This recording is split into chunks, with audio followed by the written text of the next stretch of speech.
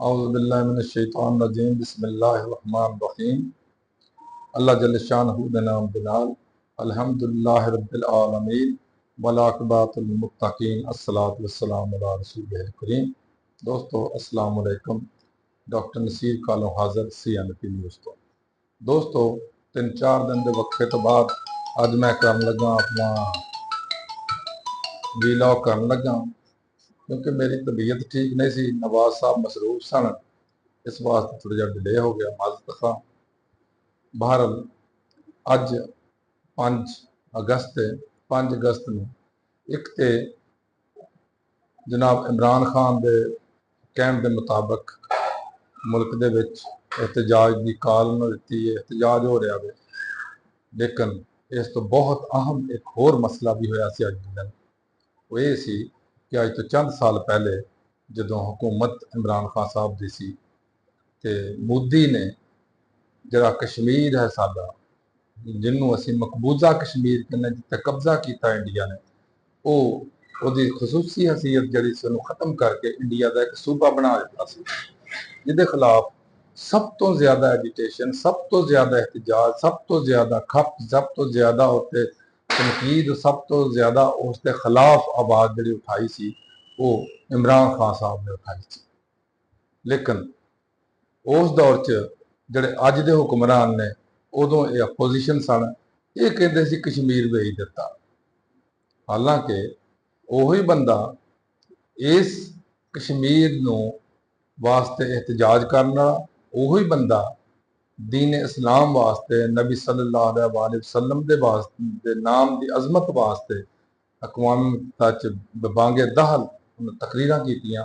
लेकिन साडे लोग जड़े ने माशाअल्लाह सियासतदान जड़े ने, इन्हां दा स्टेटस और इन्हां दा तुसीं सोचां दा अंदाज़ा इस तो कर लो कि ये उस बंदे नूं कहंदे ने कि यहूदी एजेंट आ, जड़ा दीन इस्लाम वास्ते सब कुछ कर रहा, और कश्मीर वास्ते जिन्हें सब तो ज्यादा आवाज़ उठाई, और जरा सब तो ज्यादा खप पाउंदा सी कि मोदी हिटलर दे नक्शे कदम से चल रहा है, जदों कि मौजूदा हुक्मरान नूं अज तक तौफीक ही नहीं हुई कि मोदी के खिलाफ एक लफ्ज़ भी बोल सकन।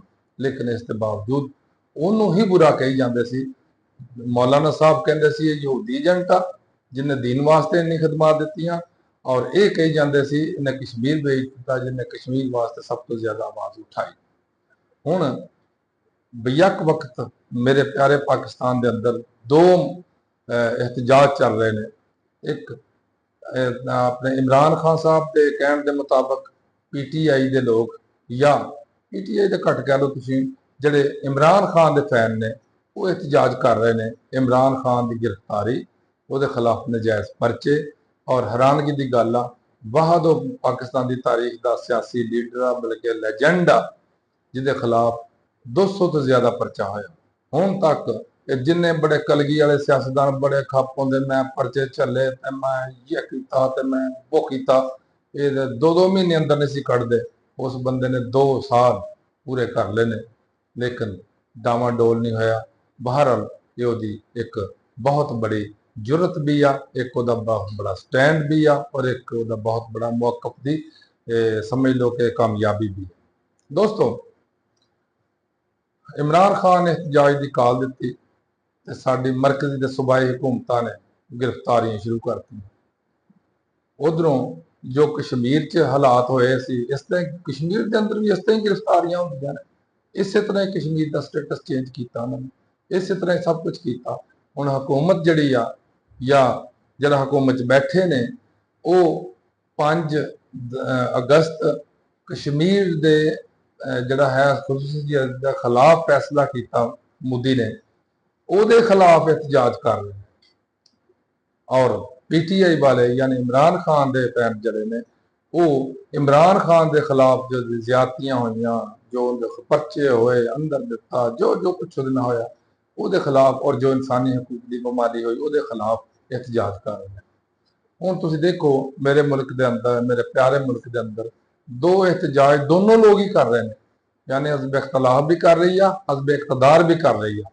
लेकिन अफसोस की गल यह कि जदों हज़ब इख्तलाफ PTI मुल्क के अंदर कश्मीरियों की हमायत या सहूनियां दी ज्यादती, यहूदियां दी बरबरीयत के खिलाफ एहतजाज करते हैं तो उन्होंने इस तरह ही डील किया जाता जिस तरह गैर मुल्की जसूसां या गैर मुल्की तकरीब करन डील किया जाता, और इस तरह ही मार मार के डांगा, इस तरह ही मार मार के परचे दे दे के उन्होंने गिरफ्तार कर दिया जाता।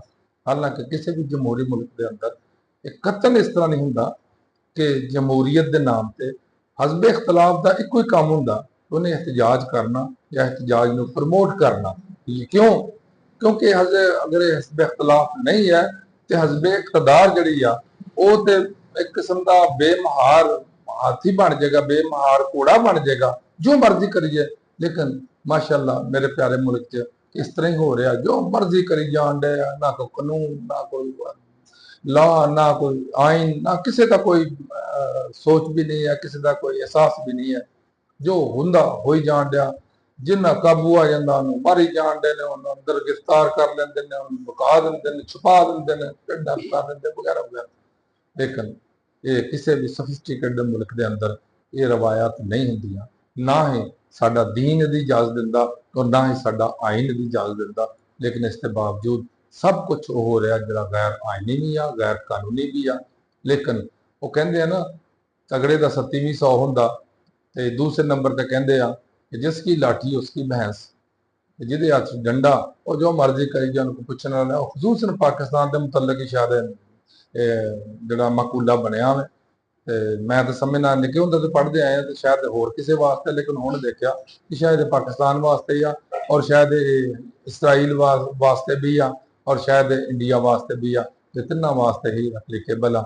अगर सोचा जाए तो मेरी गुजारिश है अपने हर वो बंदा जो प्रोटेस्ट कर रहा तो उन्होंने प्रोटेस्ट करने का हक जरूर है, लेकिन एहतजाज एक हद तक होंदा वे और अमन होंदा वे। किसी मुल्क की चीज़ को, किसी मुल्क के आइन को, किसी मुल्क के कानून को वायलेट नहीं करना चाहिए, नुकसान नहीं करना चाहिए। क्यों?